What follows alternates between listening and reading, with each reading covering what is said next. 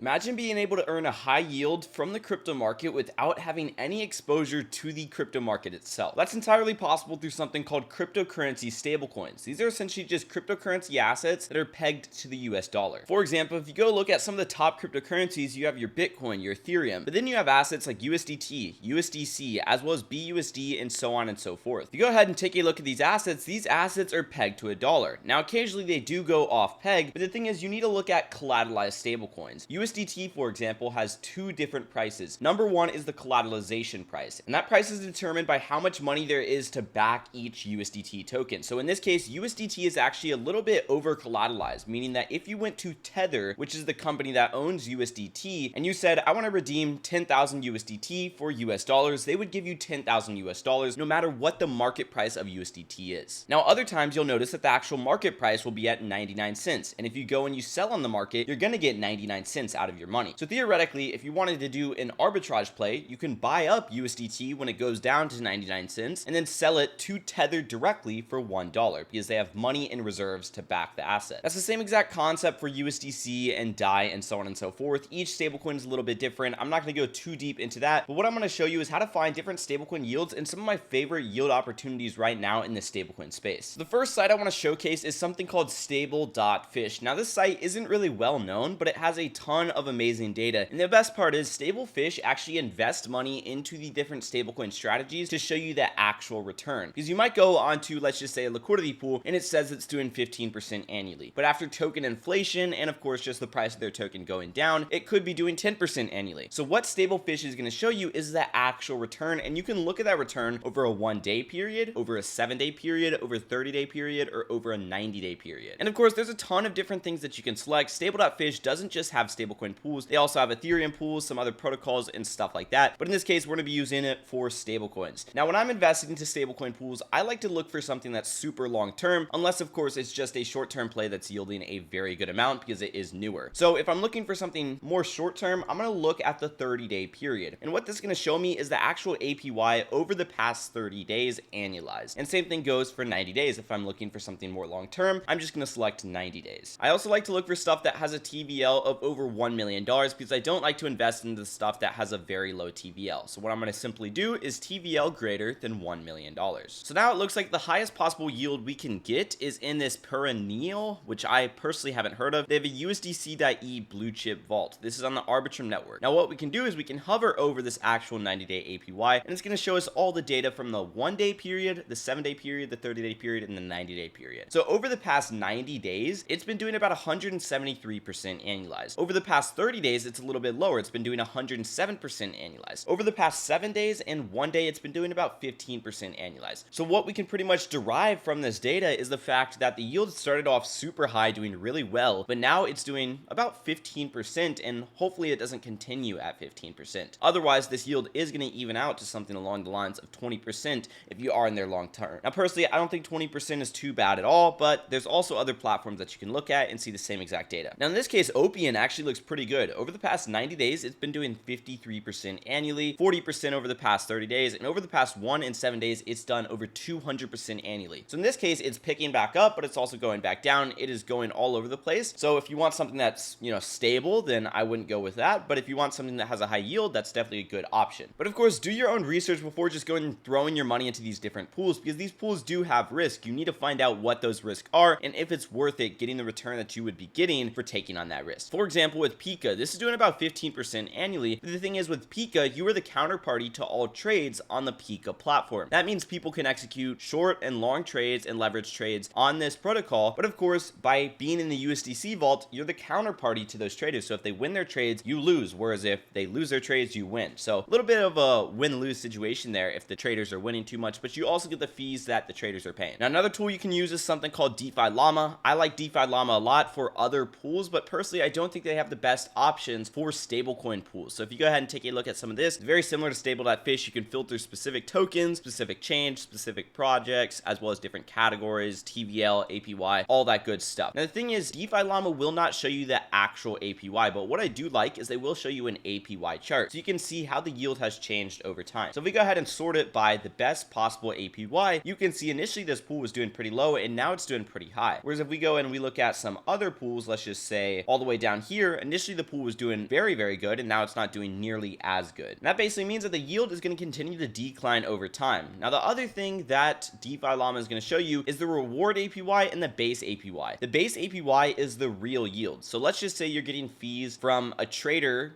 trading on a decentralized exchange, and they're paying that small fee to you and you're receiving that fee. That's the actual real yield because there's a revenue stream there. Whereas if you're getting in a reward token as well, it's going to show you the reward APY. So as you can see in this case, this pool DAI, USDC, USDT on Curve Stake DAO is currently doing about 69% annually, which is really good. About 15% of that is base APY. 15% is real yield. Whereas the other 55% is actually in reward tokens. Now, personally, this looks like a pretty decent pool to me, but it does only have TVL of $200,000. So I would not put a lot into this pool because it would affect the yield that I would be getting, because there's the same amount of money to split against more money basically. Now that's how I use DeFi Llama and Stable.fish. Now I'm going to go ahead and showcase some of my favorite yield opportunities right now, but before we hop into that, I want to mention I have a free market neutral guide out there that shows you exactly how to make a passive income from market neutral positions without taking on any crypto exposure. This is 100% free and pretty comprehensive, so don't miss this opportunity and check it out down below in the description. All you really need to do is submit your name and email, and it's going to send you over an email with your access link to that guide. No catch, 100% free. But hopping into it, some of my favorite positions include number 1, GDAI, which is on the platform G Trade. And this is part of Gains Network, where you can essentially go and trade different cryptocurrency assets, but not just crypto assets. You could trade Forex assets like Euro to USD, as well as some other stocks and commodities and stuff like that directly from your wallet. That means that you don't have to go on a centralized exchange. You don't have to throw your money into some random platform. You can use Gains Trade on Gains Network to actually leverage trade and create short and long positions. You're essentially trading cryptocurrency futures. Now, of course, this is similar to Pika that we talked about earlier. Your risk is the fact that you are the counterparty to trade. So when you are depositing into GDAI, you are acting as the house. If the traders win their trades, you're essentially paying them out. Whereas if they lose their trades, they are paying you out. And that's reflected in the GDAI price. Initially, GDAI price started at $1 or 1 DAI, but it's gone up over time because traders have continued to lose their trades. Now, the other thing I will mention is that the fees that you earn are from traders simply trading. They're going to pay trading fees like they would on any other exchange. That is also compounded into the price. Now, this is currently doing about a 10.4% annual yield, but I will say this is stable. This has been around 10 to 15% for the past few months by now, okay? Sometimes it's higher, sometimes it is lower, but it doesn't usually go down below 10%. Now, the thing is, you can get about a 10.4% yield here, which comes out to about $104 per year if you have $1,000 invested into this strategy, and about $9 per month. But I want to show you how you could actually leverage this yield and get a way better return. There's a platform called Q Dao, and they're essentially the guys that created MAI, which is a stablecoin. Now, MAI is on a few different networks, but it originally started on the Polygon network. And if you look at it over the past, let's just say year, you can see it's not really stable. And that's because there's always been some FUD around MAI. People haven't always liked MAI. There's concerns that maybe it's not fully collateralized and things along those lines. But the thing is, how Q Dao works is essentially you can collateralize your GDAI on there and borrow MAI. And you're probably wondering why exactly you would want to borrow MAI against GDAI, because MAI is not a good stablecoin, you may be saying. Well, essentially what you can do is collateralize your GDAI, borrow that MAI, convert that MAI into GDAI, and then of course loop the process. And the benefit of doing that is if MAI does see a severe depeg, you're not actually holding any MAI. And let's just say it goes to 50 cents and you have to repay a loan of 1,000 MAI. Well, then you can essentially buy 1,000 MAI for $500 and you get to keep that $500 spread in between. So you're essentially making a profit there, because when you're converting your MAI to GDAI, you're creating a short position on MAI. So to put the process simple, you would basically just go and collateralize GDAI, borrow MAI, convert that MAI into GDAI, and repeat the process. And you would do that until you have a high loan to value ratio. And of course, GDAI is an appreciating asset, and right now it looks like MAI is a depreciating asset. Now, next yield I'm going to talk about is on Jones DAO. This is called the Gamma Neutral USDC. Essentially what you're doing is lending your money over to other Jones DAO vaults to allow leverage positions to happen. But the thing is, you're not taking on any risk here because you are market neutral and you're essentially just loaning it to other vaults. So in this case, the Gamma Neutral USDC vault loans the money to leverage Delta GLP. But the thing is, the GLP vault is the one that's taking on all the risk. So how that would work is there would be two pools right here. There would be the GLP pool as well as the Gamma Neutral USDC pool right here. And essentially what would happen is, let's just say they're using 3x leverage on Jones DAO. The person would deposit, let's just say $100 into GLP, and they would borrow $200 from the Gamma Neutral position, which would come out to $300. That's 3x leverage. And then they would deposit this $300 into GLP. They would buy up GLP. Now in the case that GLP goes up 10%, well, the thing is the leverage position gets those returns. So it went up 30 bucks. It's not a revenue share where the $200 went up 20 bucks and then the $100 went up 10 bucks for 10% each. No, the 30 bucks would go all the way to the $100 position. But same thing goes if it goes down 10%. If it goes down 10%, it's down 30 bucks. So it's not like the $200 goes down 20 bucks and the $100 goes down 10 bucks for a total of 10%. No, the $100 will go down $30. So it takes on all the risk there. Now this is doing about 14%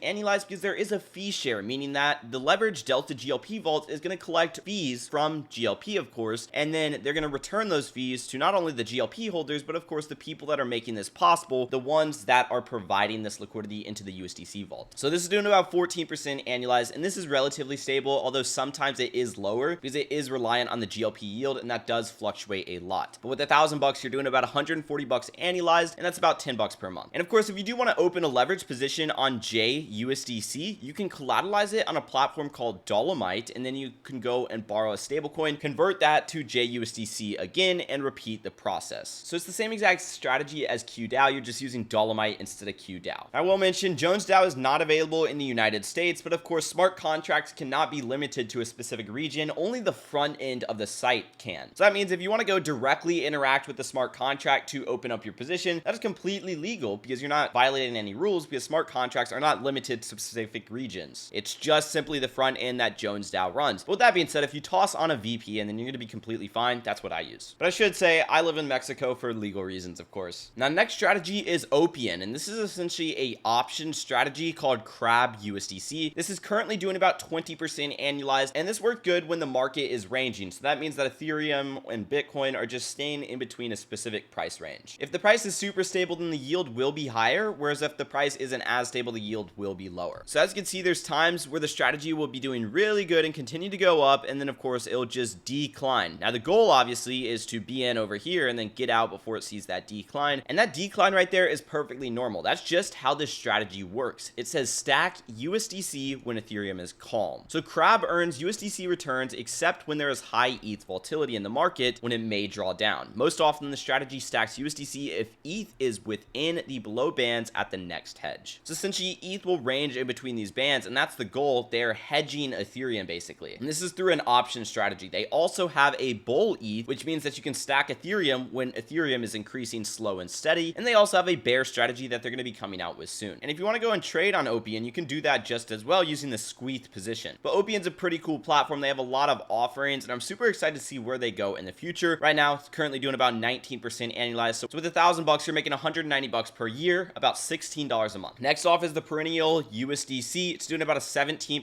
annualized yield, and this is essentially a derivative platform like Gains Trade. You can go and you can trade different assets on here. It's on the Arbitrum network, but the thing, it's a little bit different. It's not nearly as cool as Gains Trade, I guess you could say, but you can provide liquidity for USDC and get a decent yield of about 18% right now. Now that's from trading fees as well as the funding rate. But remember, you are the counterparty to trade, so you need to keep that in mind. This is on the Arbitrum ecosystem as well as the Ethereum mainnet ecosystem. Now there's currently only about $400,000 worth of TV on Arbitrum, but if you do want to go onto the Ethereum mainnet, as long as you're using size, those gas fees aren't going to really matter. You're going to have about $4.3 million of TVL, which is a lot better. But with $1,000, you're doing about 180 bucks annually, which is $15 per month. Now last but not least, we have something called GMD. This is essentially a yield aggregator for GMX. So how this works is essentially they tranche the different parts of GMX GLP token. So GMX is another decentralized perpetual exchange where you can go and long and short cryptocurrency assets. Now they actually have something called GLP, which is backed by the blue chip assets on the platform, but also stablecoins. Now remember, Jones Dao also uses GLP to get that yield, and this yield is around, let's just say 15% right now, and last week it was around 60%. So it fluctuates week to week. It's updated every single week with current trading fees and data. But how GMD works is essentially splits up GLP so you can retain exposure to only one specific asset that you want to have exposure to. So since GLP is backed by Ethereum, Bitcoin, USDC, and USDT mainly, they have Ethereum, Bitcoin, USDC, and USDT on GMD. So you can essentially just take out the exposure to all the other assets and get exposure to one specific asset on GMD. Now currently the USDC is doing about 11% annualized, and same with USDT, but Bitcoin and Ethereum are doing about 9.4%